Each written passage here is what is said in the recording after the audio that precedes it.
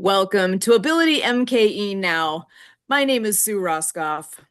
Ability MKE Now is a show all about integration, bringing people with disabilities and people that don't have a disability together, enjoying life here in the Milwaukee area. We all have different abilities, and here at Ability MKE Now, we dive into this topic of diverse abilities. The concept of disability hits a wide range of possibilities. We could be talking about physical or mental disabilities, the deaf and hard of hearing community, blindness, chronic pain, mental health diagnosis, goals of substance use reduction, and the list goes on.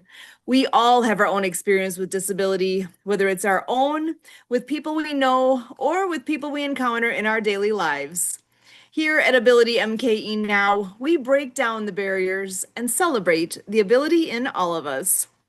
And joining us today as my co-host is Michael Martin Hummel. Michael is a writer, speaker, and podcaster who works to bridge the gap between disabled and able-bodied people. So glad to have you here with us. How are you? Thank you, Sheila. It's good to see you. I'm pretty good, thank you. It's good to always be here.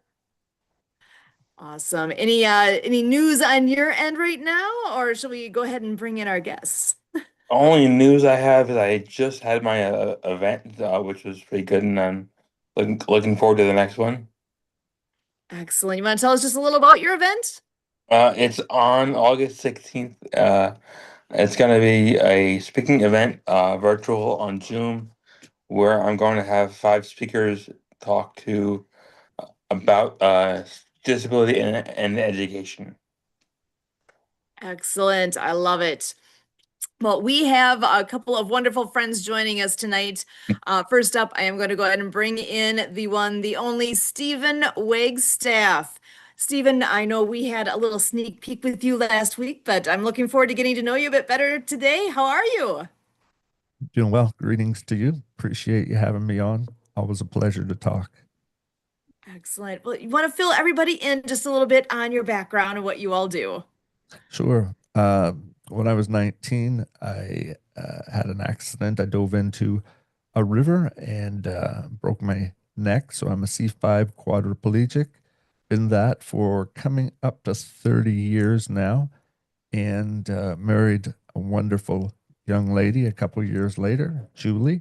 And we have uh, just recently started a nonprofit and called Swagability, where we look to support those with disabilities, injuries, and yeah, in any way we can possible. Excellent. Oh, I love that. You guys are reaching out and doing things beyond what I mean, you've already got a lot of challenges to overcome, right? There's the whole mobility piece that I think we take for granted until suddenly it's not there, right? Exactly. And to be able to take that and make a big difference for others. I absolutely love that. Appreciate that. Yeah, one of our friends, I know people who know us know that we do a lot with adaptive water skiing, and the group that we do a lot of it with has a really similar story to yours. The ski actually is named the Joe Ski after Joey. He also, it was at I believe it was some kind of an event that whether it was the wedding rehearsal or he was one of the guys, one of the main guys standing up in this event.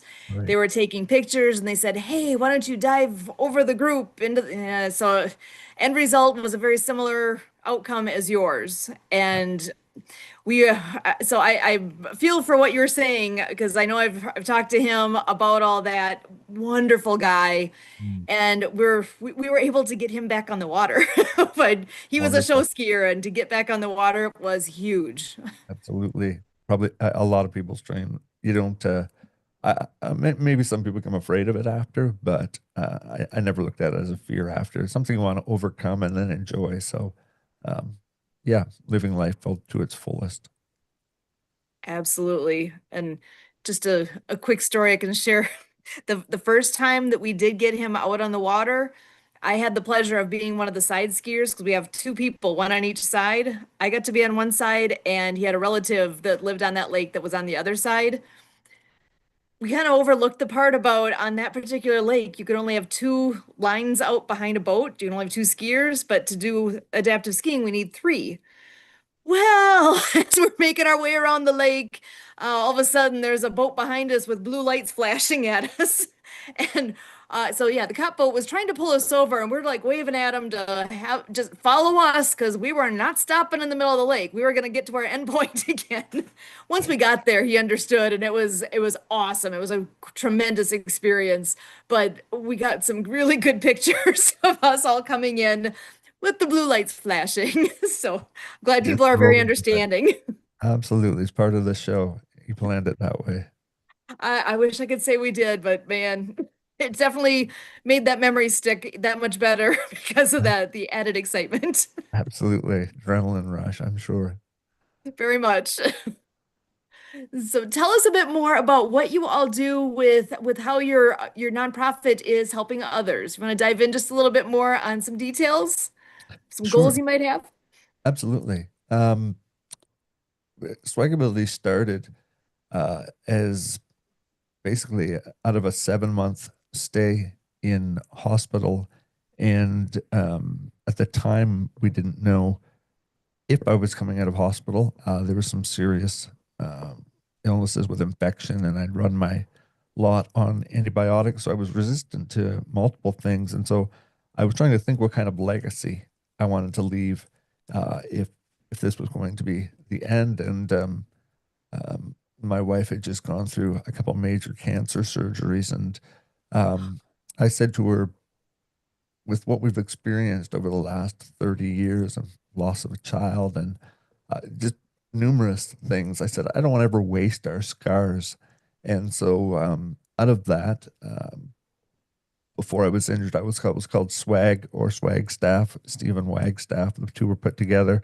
And so out of the combination of the first and last name, we came up with Swagability with a desire to help those who experience trauma, disability, or illness, as well as family caregivers who come alongside that go through burnout, and with those as kind of our target audience, veterans as well coming back, and first responders. So um, our goal is holistic, body, soul, and mind, to be able to get them the physical. If there's a way we can point them, we've stayed well connected in the medical field, physiotherapy, nursing. Much of it runs not only in the family, but just through the different hospitals Swagability stayed connected with. Certainly soul. I am a pastor and have just retired when my wife was going through her cancer surgeries, and so we do life coaching, one-on-one, whether it be individual or couples, um, and uh, and then when it comes to yeah, spiritual side of things, just talking about we've all been given a certain amount of days, and to make the most of them while we're on this side. So we offer financial assistance. We offer adaptive aids. We have two podcasts. One, the Swagability Show, stays with the medical stories, encouraging stories, things that are happening in assistive tech. And then my wife hosts one called The Invisible Caregiver, where she talks about being on the other side of the injury and what that's like. And we meet the needs of those caregivers that need a bit of a break. So it's a broad scope, but we're very passionate about each of those targets. I love that. That's something that hit, that hits hard when people don't always think about, there is both sides of this, right? Mm. You're not only dealing with the life change that occurs when an injury like this happens, it changes for the family. It changes for everyone, and there's ripple effects. And yeah, burnout, it's something that honestly I hadn't thought of until I got more familiar with folks that have gone through similar type experiences. And I think caregivers get overlooked. They get forgotten about. They're just supposed to do it all, right? Absolutely. I believe caregiver burnout, I've said this a couple times. I think caregiver burnout is where mental health was probably about 15, maybe 20 years ago, where no one much talked about it. It was kind of closet thing you don't let people know, but there's family members that are caring for loved ones for long periods of time with heavy workload, and sometimes it divides family.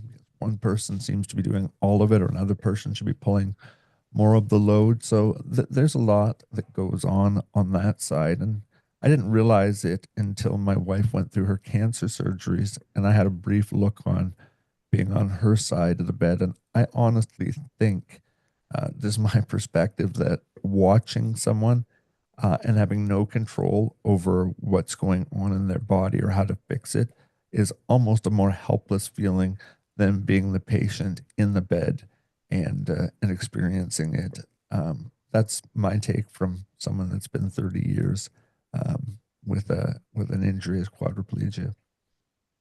Wow. Yeah, the fact that you have that type of perspective, it's actually, I think, rare to be able to see all the different sides like that and to be able to recognize it and that you're taking that experience and helping others. I mean, that takes a lot to be able to do that. And I applaud that you are both willing to share and there for other people like that, because that's huge. Yeah, it is nonprofit work. I did not realize when I signed on the dotted line to submit um, our paperwork in both countries. We operate in Canada and the US. I did not realize how big of an umbrella that was. And when there was just two people, my wife and I, trying to pull that load, it can be daunting at times. So, yeah. Mm. Amazing. Actually, Michael, I was just going to ask if you had any questions before I bring Marianne in. No, I was just curious as to, well, first of all, I love your background, and my wife's name is Julie, so I just want to let you know that. But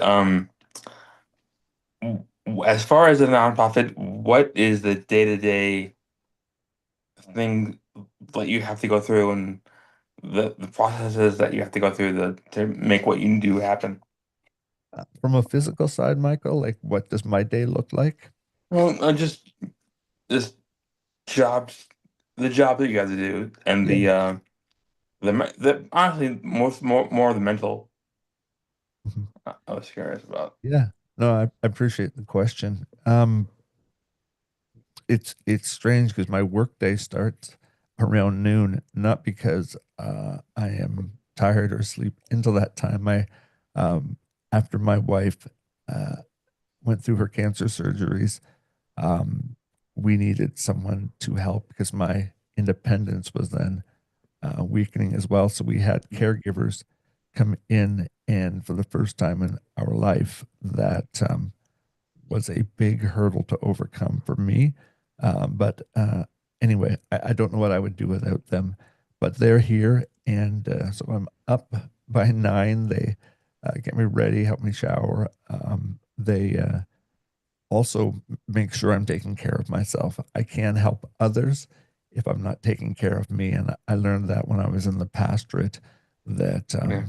I was always outpouring of myself and really never taking anything in. And that's where I hit burnout real quick. So I usually get physio in every day for a few hours. And by that time, my day starts right at home lunch, gives my wife and I time to spend together. And then to the office where it's anything from editing our podcasts to trying to reach out to donors to build a base and emails. And the mental side of it, hearing some stories of what other people are going through. Um, yeah, I think that's probably one of the hardest parts to, I don't even want to call it a job because I love putting my feet on the floor every morning to do this, but listening to what people are going through. And yeah, that's probably the hardest part. But the joy comes when you see them on the other side, whether that's through life coaching whether that's through spiritual help, whether that's through plugging them in with someone in their area that can physically hook them up with a piece of equipment and it changes their life. That's the rewarding part. But I would say that probably listening to their stories and remembering what it was like almost 30 years ago. So, yeah, we're writing a book right now about this side of it, and so that bringing that up made me think a lot about the different stories that we're kind of including, changing names, but Yeah. quite Interesting. quite amazing stories. I Thankfully. used to work for a camp for handicapped kids, and I'm in a wheelchair myself. Mm, And one of the sessions that I had was kids with MD, muscular dystrophy. right. So seeing the difference of kids running around like nothing was wrong with them, Mm, and then seeing the kids in the electric wheelchair who like had a lot wrong with them and they were just mad at the world, yeah. and then becoming friends with them and knowing that the next year they might not be there Mm, because they were going to pass away. That was probably the hardest part of anything for me. yeah. It, I think children hold a special part for most people, and then when you see once you've gone through something yourself and Hmm. realize the burden that that's taken on you, to see it on it just not ingrained in us to um, have to watch children go through. But the one thing I will say is that children are amazing at adapting, so much so that when I was in physio a little over a year, not physio, I was in the rehabilitation hospital for about a year, and I saw people in their 50s and 60s that they'd get pushed down to physio, and but they were mad, didn't want anything to do. But on the other side, there was a children's part, and just to see the exuberance, the energy, the shift of mind they Hmm. make, and they bring joy to the world in most situations. So, um, yeah, kids are hold a special part for everyone, I'm sure. Thank you. Speaking of kids, I know we have Marianne of Waikiki here, who is an author of some children's books. So, Marianne, hop on in here and what kind of updates do you have for us? Hmm. Well, aloha, Milwaukee. And thank you so much, Sue, for hosting this every week here. Yeah, I'm Marianne of Waikiki. It's my sign language name, my book author name. And I want to share with you 35 years ago, this Saturday, President Mhm. Bush signed the American Disabilities Act. Hmm. And at that time, I was a case manager at a mental health agency called Transitions Community Support Programs. We had our own team, which was counseling support services for the deaf. We had a caseload of 30 deaf adults that were independent living in the community, but needed that additional community support. They worked at Goodwill, um, machine companies, the post office. A lot of deaf people work at the post office. I helped with housing with adult foster cares, independent living, apartment living, getting their disability bus passes. And they saw doctors. I went to doctor visits. We had annual reviews in regards to their Social Security, SSI income, and making sure that their work hours were not too many in regards to what the requirements were, so that they didn't get their benefits or food stamps taken away. So that was a social work position, and I just found my card. I sent it to your husband Kurt and said, "Wow." And yeah, I did that for about 4 years. So, but also too, we're talking about caretaking and social work.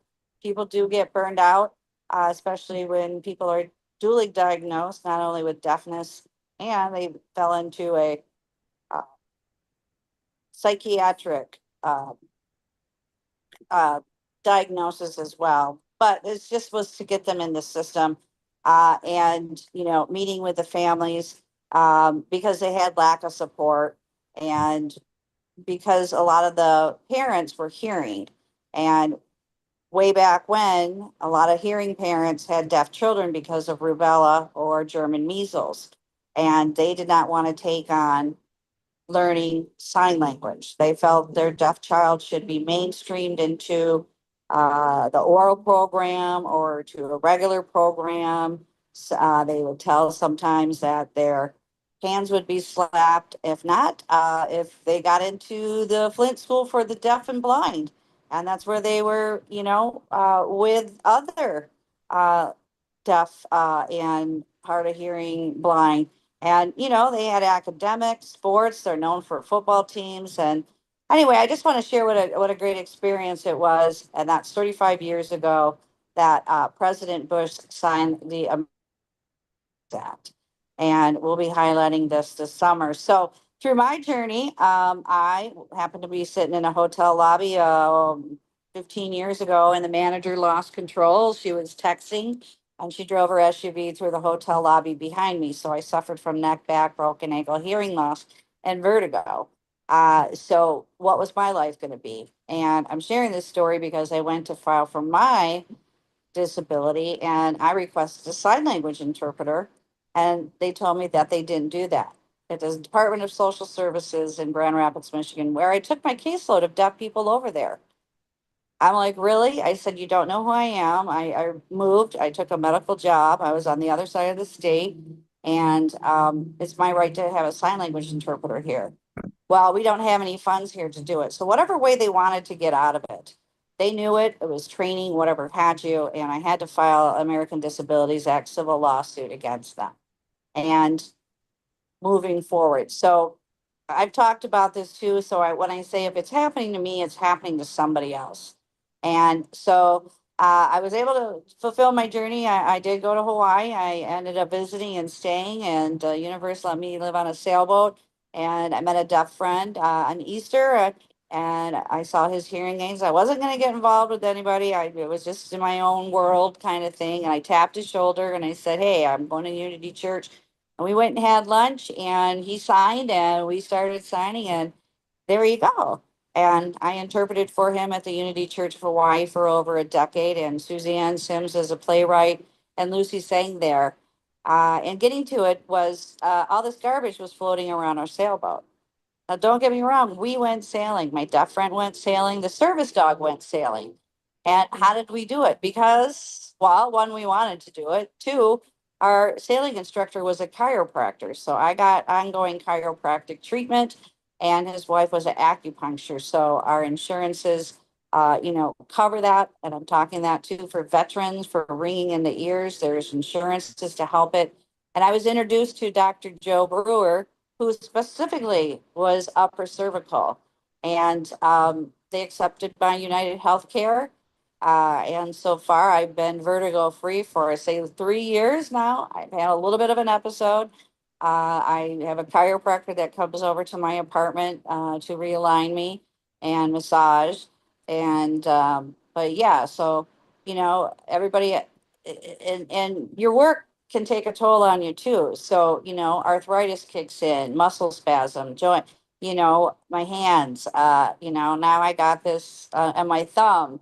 So from scrolling, but also from signing. So, so we have limitations, and I just wanted to share that with you. So getting to the children's books, I wrote my first book featuring Noah, the hard of hearing whale, who is hit by a black speedboat, similar to me, and in an accident that you didn't expect. And he loses his hearing, and what kind of life is he going to have? And he's going to be a new dad. And he's rehabilitated by a hermit crab named Dr. Fingers, the finger spelling hermit crab. Now, Sue, Dr. Fingers was a real person out in Hawaii who did chiropractic treatment with me in the lagoon there by the Hawaii Yacht Club. He had the biggest hands there, and he realigned, and we learned about auras. Scott and I became Reiki masters, healing energy. So shifting that blocked energy really did do a lot, and learning all that. And so the book is called Underwater Acts of Kindness. It's on Amazon. We dedicated it to Boynton Slat of the ocean cleanup. We have book trailers that we've been sharing. And this Friday is what we call as campers. I think how it originated with camps with kids, that they had a Christmas in July event. And on the 25th of this month, Friday, we are giving a free ebook download of this book, Underwater Acts of Kindness. And you can visit the YouTube channel and meet Dr. Fingers, the finger spelling hermit crab, who teaches the ASL finger spelling alphabet. And we have coloring books to go with it as well. So we are born into this world with diapers, and we have our communication. I'm thirsty, I'm hungry, change my diaper. We may go through a life cycle too of where we're personally injured, we're in the hospital, or later in life in a nursing home, and we still need to express those things. I'm thirsty, I'm hungry, I need to go to the bathroom, change my diaper. So this is a great story of all ages of the heart. We're getting that out there. And I want to share with you guys too, you entrepreneurs here. We just had a meeting with Anthony and Leon McLaughlin with Clean Water Foundation, who's going to be promoting the books.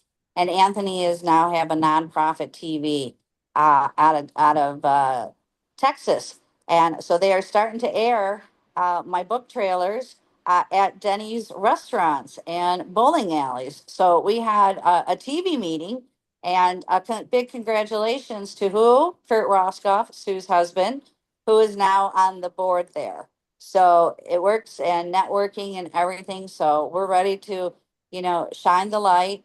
And I also learned from my deaf friend, too, or me too, it's about forgiveness too, and to kind of let go that these type of injuries happen. We have another friend, Molly, that was hit by a driver texting, and same things.